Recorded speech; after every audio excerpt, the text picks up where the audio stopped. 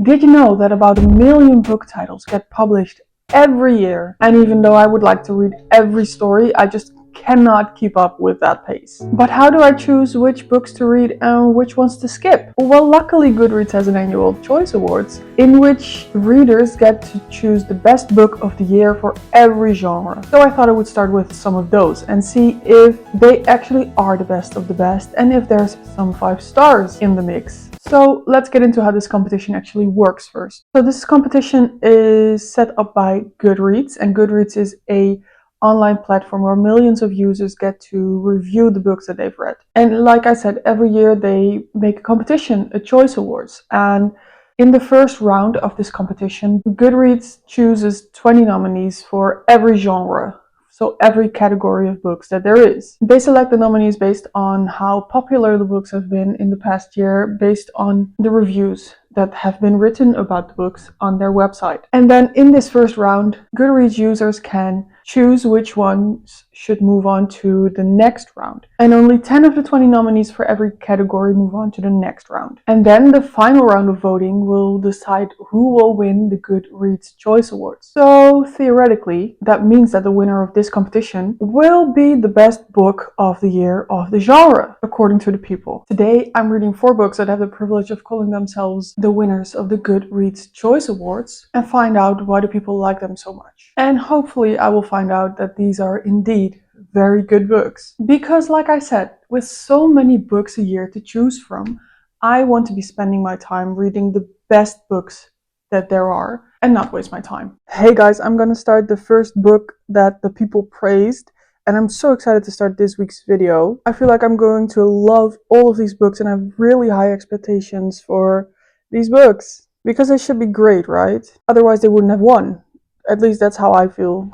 I feel like this is going to be hit after hit after hit, and frankly, I need some real good reads. But anyway, I'm going to start with, what's it called?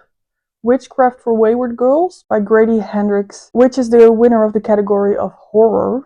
And honestly, I haven't read much horror in my life. I'm not that into horror, especially horror movies. I'm not really into those because they all feel the same to me. It's either a ghost or a slasher, and it's all pretty much the same storyline, pretty much the same things happening, and it's just starting to get a bit old. So I am, even though I said I'm expecting hit after hit after hit, I'm also skeptical of this one because it's horror. But at the same time, I do have high hopes. So let's just see what's going to happen with this one. I'm going to listen to it while I drive in my car because I drive around a lot and I don't have a physical copy, so I'm just going to listen to this one. I'm going to go right now. So I'll see you with my first thoughts after I have listened to it on my drive.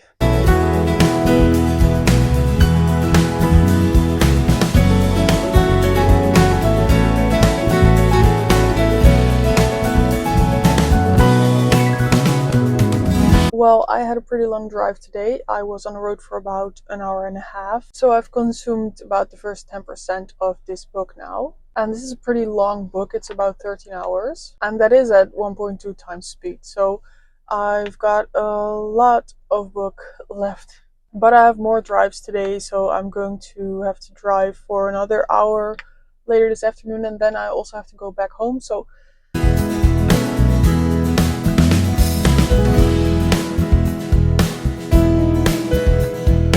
okay, I listened to a good chunk of this book today, and I ended up listening for like 3 hours, which means I'm about a quarter of the way through the book, maybe less even, because it is a pretty long book. But it's really sad to be reading about these girls, the way society treats them.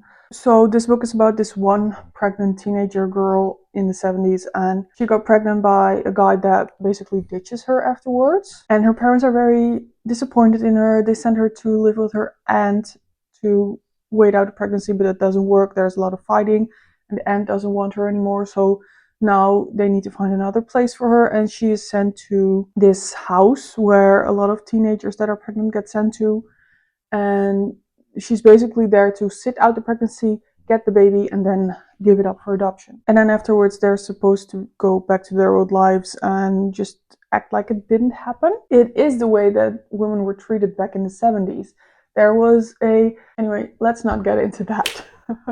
I was going to say there was the feminist movement that gave girls more rights and more freedom, but in the in-between space where there wasn't any freedom and there's more freedom like we have right now, in the in-between phases, stuff like this happened.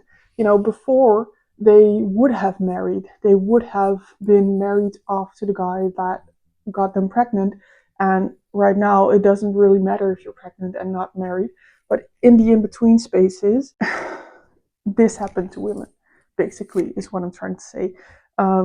So it is kind of growing pains from women getting their freedom and the feminist movement, but it is heartbreaking to read about. So yeah. Anyway, she gets to the house and she gets put in a room with two other girls, and one isn't speaking and she's very young, so I already know that there is some heinous stuff going on with that girl, but for now she's just mentioned. And that is the most scary thing of this book up until now. The girl that is about 12 or 13 and doesn't speak, and she's pregnant. That and the entrapment of girls because of social norms. That's also very scary. Anyway, I'm going to keep listening to this one throughout the week while I drive to work and drive for work, and I will get back to you with the next thoughts. It's a few days later and I've been listening to this book while on the road, while everything was grey and dreary. It's winter, the weather is bad, and those are really like thrillery, horror-y, scary type vibes. But this book is not set in winter. This book is set in Florida in the summer. So it's hot and it's moist and it's sunny all the time. So that's entirely different from the environment that I'm in right now. It's the summery Florida vibes in the 70s versus the 20s European dreary grey winter vibes. So it is making me long for summer a bit. And I do like reading a book that is set in a different environment, climate entirely from the one that I'm in, because it does make it more of a portal to another world, If everything is basically the same as the world that I'm in, there is less of a being in another world type of vibe when I'm reading. So that is something I really like about reading, being able to be in a different world. So if you do like reading a book that is set in a same type of vibe as you're in right then and there, I'd say read this in the summer, because that would make it feel more real. I do get that part of it. It does make it easier to vibe with it, to make it feel as if it's really happening, It heightens that feeling. I don't know. I am really big on vibe and ambience in books. So I love that part of this book as well. I can feel the heat, And even though there is that part of it, it is not really that huge in this book either. I think the vibe could have been fleshed out a bit more. They are in this big Florida house during the summer, and there is a vibe to that as well that I would have loved to have noticed more throughout the book. But it is there it's there a little. Anyway, I'm almost done with this one. There is about 2 hours left to the audiobook, so I'll probably finish it tomorrow, because I will be on the road for more than 2 hours tomorrow, I think. But I don't think I have really I have discussed the beginning where she's going to the house where she is, taken advantage of as a teenager with a pregnancy.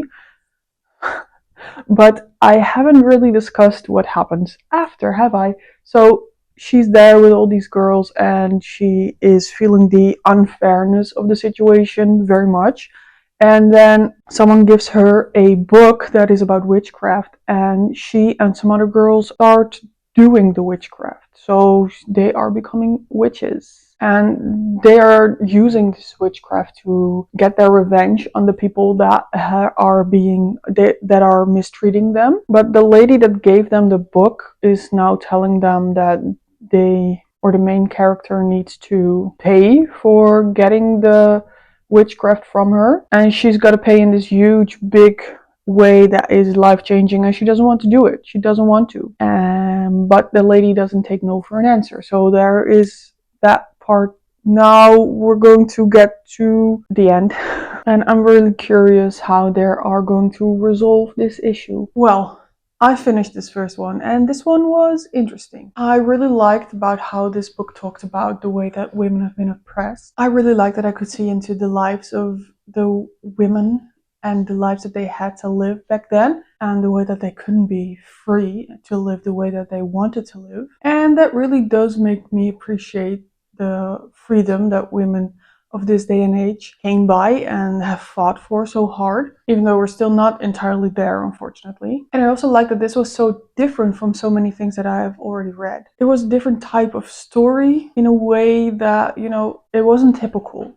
It wasn't a overused trope or something. It was different. And I really enjoyed that. And like I said, I'm not really into horror and I don't read horror often. So I really don't know if I'm wrong here, but it just did not feel like horror to me. It wasn't scary in any way, or, well, there were some skin crawling scenes and there was some, stakes that could be quite scary, but overall it just did not feel very horror-y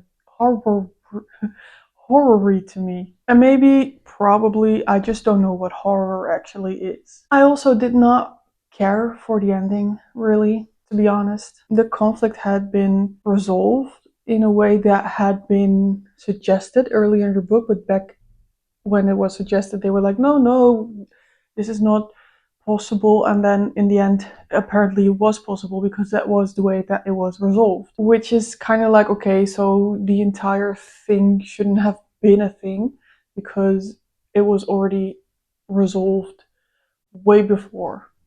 And I get that if there is actual change, that something that had been suggested before became possible through the change in the end, but that wasn't the case either. It was just something was suggested, they said no change happened, and then the way they suggested it before became the way that they resolved it. It was strange, really. There was, however, some great quotes. I liked the writing. There were moments that made me think about society and the way it is set up for us, which I really like to think deeply about societal problems and aspects.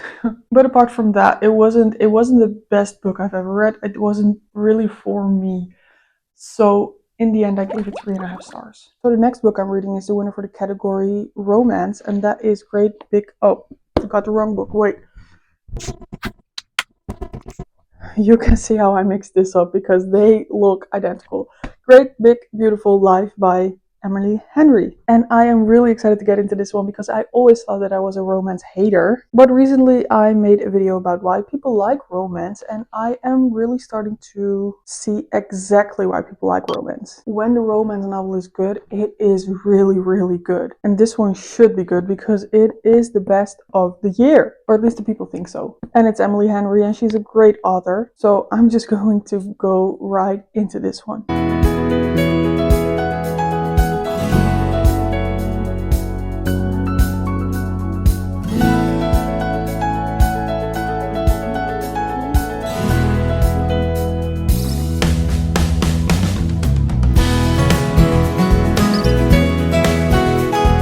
So I'm about this far into the book, not that far, but I'm already really intrigued. This is about a woman who's a writer, and up until now she's only been writing articles for this, well, kind of listicle type of BuzzFeed type of website, an online magazine.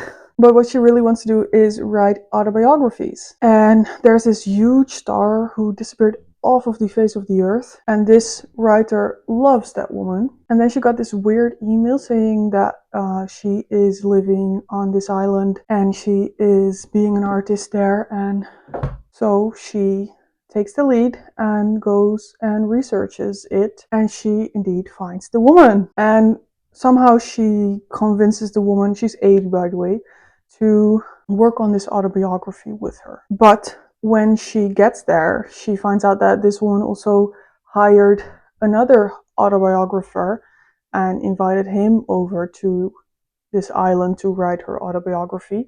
And he is this really big, very good autobiography writer who did an autobiography on I really have trouble with that word, but he did an autobiography of this other famous person who had Alzheimer's, and they're basically being put up against each other to fight for this job. They will get a month to interview her every day, and then at the end they will submit a proposal, and the woman will choose who will get to write the entire autobiography based off of that. So we get two stories. One about the woman trying to write this autobiography and the romance that is involved with the forced proximity and the rivals to lovers tropes.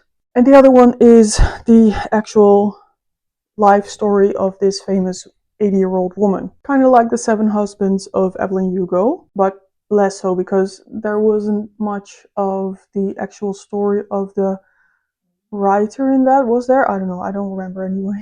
So I'm really intrigued. I'm going to keep reading.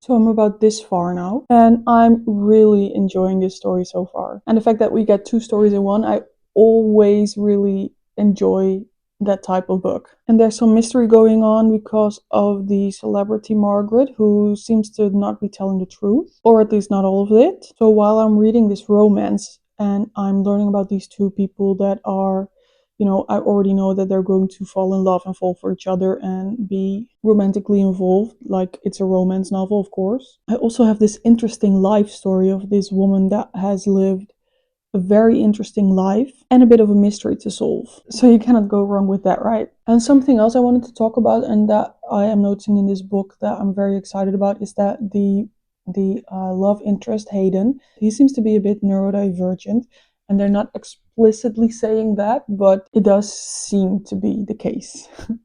And I really love that because I don't know, my husband, for example, is also a bit neurodivergent, and I really enjoy reading about it. And the fact that a man that is like that gets to be a love interest for someone, I don't know, I just really enjoy that. I really love that. It's written in a way where he could just be a grumpy grump, but it really feels like there is a neurodivergence underneath that. Anyway, I'm going to keep reading.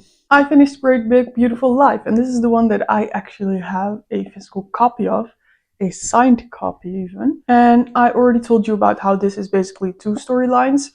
The romance itself between these two writers and the storyline of a famous old woman who disappeared, and she is now giving her autobiography basically. And again, I really like that because there's a lot happening and it just keeps you interested, it keeps you going back, and it keeps you, by going through the two storylines, it keeps you interested. I don't know, that's how I feel.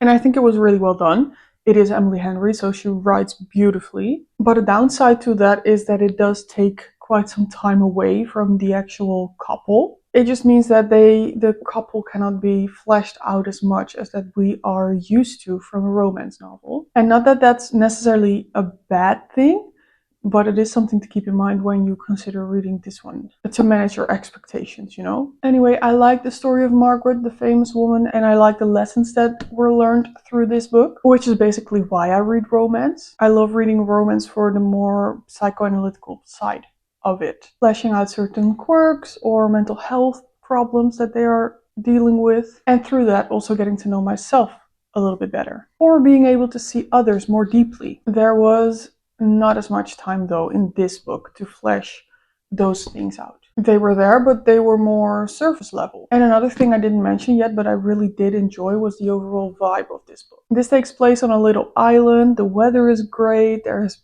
beach, there's sunsets. It's set in a small town, so the beachy, sunsetty, lovely, warm vibes, and the small community vibes, and the slow pace of life vibes. I really enjoyed that, and reading this in winter, it was making me yearn for summer. Overall, I really like this, but it's not really the same as a normal typical romance novel, which maybe that's why it won. maybe it won because Emily Henry is just so popular, or it doesn't really matter why it won.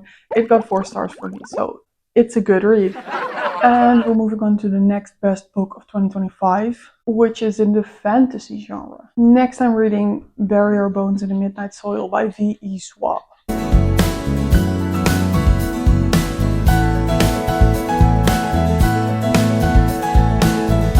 I've been listening to this book for the past few days on my commute, and I now know what it is about. Like, I know what kind of fantasy it is. And I don't know if I should reveal this because it's not on the blurb, so it might be a spoiler. But I also feel like it's not that much of a spoiler because it's just what the book is about, if you know what I mean. But if you don't want to hear what this category of book is, if you don't want to hear what this book is about, you can skip a few seconds ahead, I guess, because I'm going to say it right now. This book is not a historical fiction, and I probably should have guessed it based on the timelines, but it spans so much time because it's about vampires. I'm about halfway through the book right now, which is where the third POV comes in, and the writer has thought up some new lore, or how do you call it? New way that vampires work. It's basically the same as that we know vampires, but the particulars are a little bit different. Anyway, I do really enjoy reading about the different time periods and the way of life in those periods and stuff like that throughout the book. It's just very interesting to me. It's like a mix of historical fantasy and fiction, which I always really love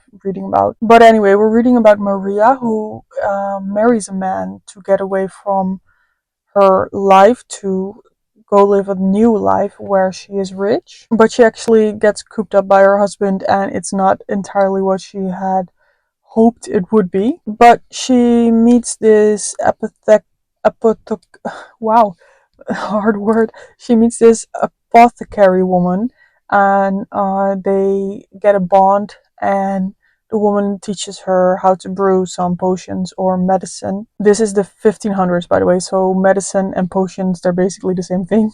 They're mixtures of herbs and spices and stuff like that, plants, basically potions. And this apothecary woman is revealed to be a vampire, and she turns Maria into a vampire as well, which gives Maria the freedom that she has always wanted. And this book is pretty slow paced.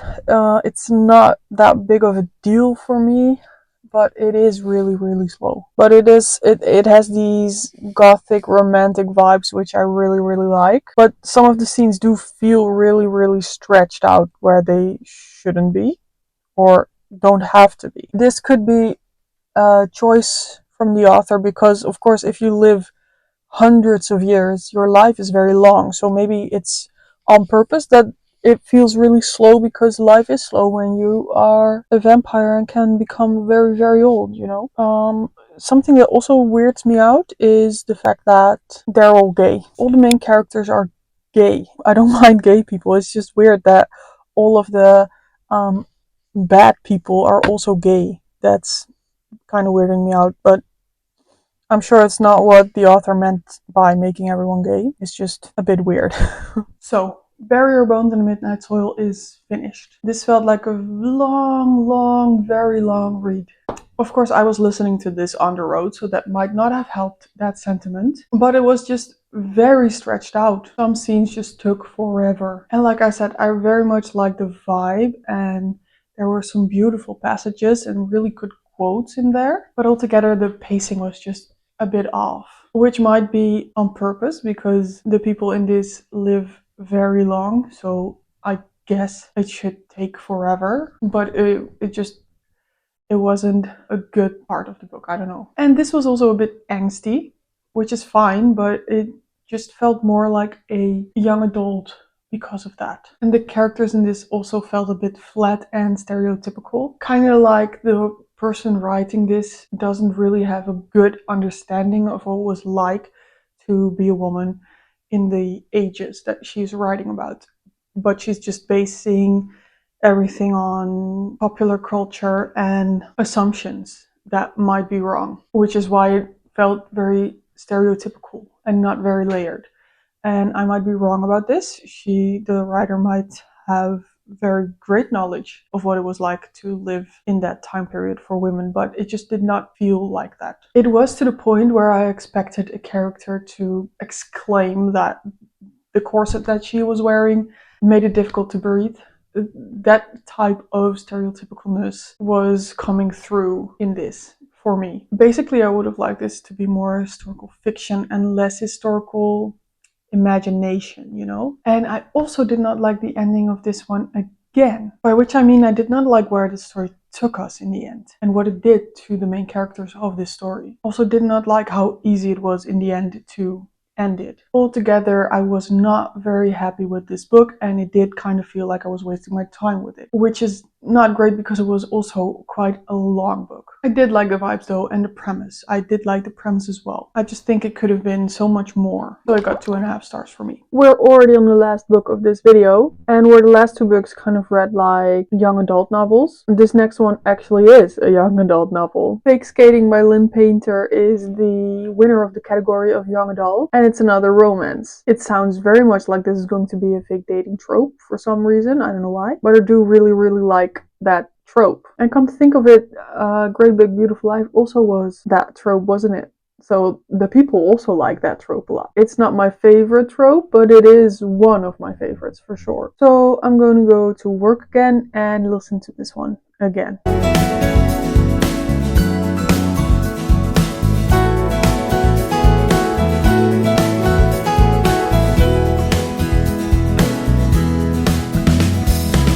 It's the next day and I'm really enjoying this one so far. It's about Dani, who moves back to the town her mother grew up in and where she has spent a lot of time as a child as well. So she has some history there. She also spent many vacations there with her grandfather. But she herself, she grew up all over the place because her father is in the military. So every year or so she moves, and she was overseas a lot. But this time they are moving back to Minnesota because her parents are getting a divorce. And Dani herself, she is in her senior year of high school. They're coming into the town in the middle of the year, so during winter.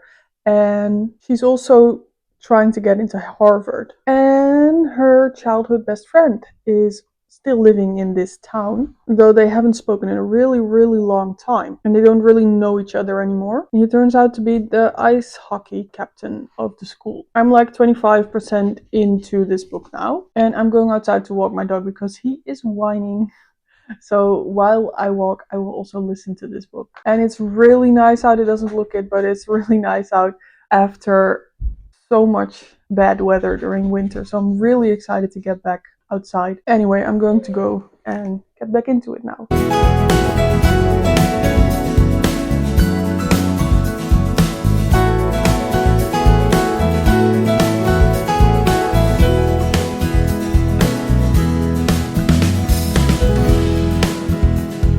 I'm enjoying this book in a way. I definitely am. I really like it, but it's also not that deep and not that serious, and that is because of the genre, of course. Teenagers are just not going to have this really deep understanding of love and life and have all these stressful things going on in their life. I mean, they are, but they're not that serious. I mean, they feel very serious for a teenager, but in reality, you know, as an adult looking back, it's not that serious. But for teenagers, they do feel huge, and that makes it very dramatic and angsty, and I do really like that. But I just cannot vibe with it the same way that I do with adult novels. I just am too grown up for young adult, I guess, which is not unexpected, but it is devastating. It means I'm very old now. What do you mean I'm an adult? What do you mean? No, I am a teenager.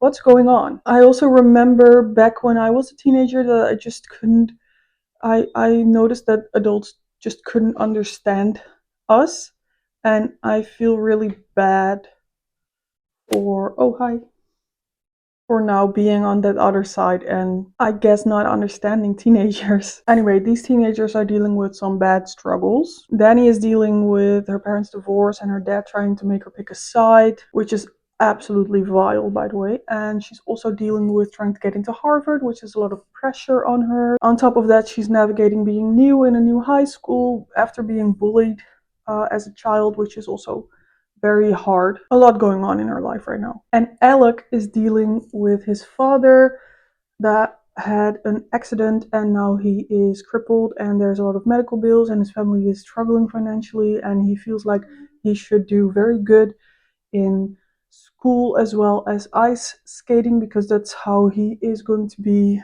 rich later and help his family out, you know. So also a lot of pressure on him to perform, which is unfair and probably not necessary either, but he does feel it that way, so it's very hard for him as well. And then Alec and Danny start fake dating because it's good for Alec's image. Oh, yeah, okay. What the fuck? Mm. Girl. Ja, draai je maar even. Ja.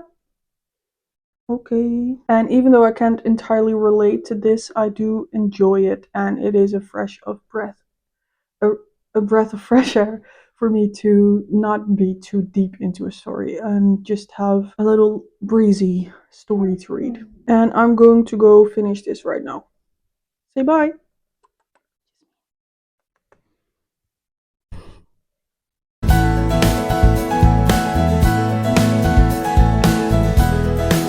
So, I finished Fake Skating by Lynn Painter. It was sweet, and like I said, I really enjoy reading something that is less deep and less emotionally heavy and less stressful and more easy and breezy. And I really like this genre for that. It is really fun to read.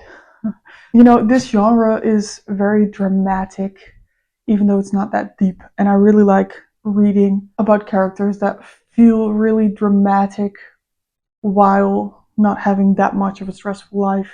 You know, I like immersing myself into that world. There was a miscommunication part to this book, and I don't really like that trope. It's meh. It frustrates me quite a bit, and I do get that a lot of people don't talk about things, and there is miscommunication everywhere all the time, and especially with young people. And because of the miscommunication, stuff happens. That is to say, it did not bother me that much in this book. Just overall, I don't like that trope. I don't really have much more overcomplicated thoughts about this book. It was sweet, it was cute, it was an easy read. I did get angry somewhere in the middle of this book because of the father figure in this book of the girl. He was being a real prick, and I felt really protective over Danny, which is a sign that is quite a well-written character, because I could feel something for her, you know? This was about 3.5 stars for me. So, now that I've read all of these Goodreads Choice Awards winners, the question remains, did it work? Did these books waste my time, or did I find real gems? Well, it was kind of a mixed bag. Some of these really were not for me. Some of them I really enjoyed. The ones that I didn't really like also felt like young adult to me, in a way that is bad young adult, you know. It is not bad young adult, it is more like bad adult books that also wouldn't be that good if they actually were young adult books. And one honestly really felt like a bit of a waste of time. And the two books I did like, I did really enjoy them, but they weren't groundbreaking or life-changing for me either. Not a single 5-star book was found in this video. I do have to admit though that these definitely weren't the worst books I've ever read. I did enjoy my time reading them. Okay, quite enough. It could have been worse for sure. So I guess Goodreads could be a great place to go look if you are unsure of what to pick up next to read. But it might not be the holy grail that I had hoped that it would be. So please leave your recommendations down below. And if you have read any of these books, I would love to know what you thought about them and whether you think that they deserve to be the best of 2025. And that's it for me for today. Thank you so much for watching. Like this video if you liked it. Subscribe if you want to see more from me, and I'll see you next time. Bye.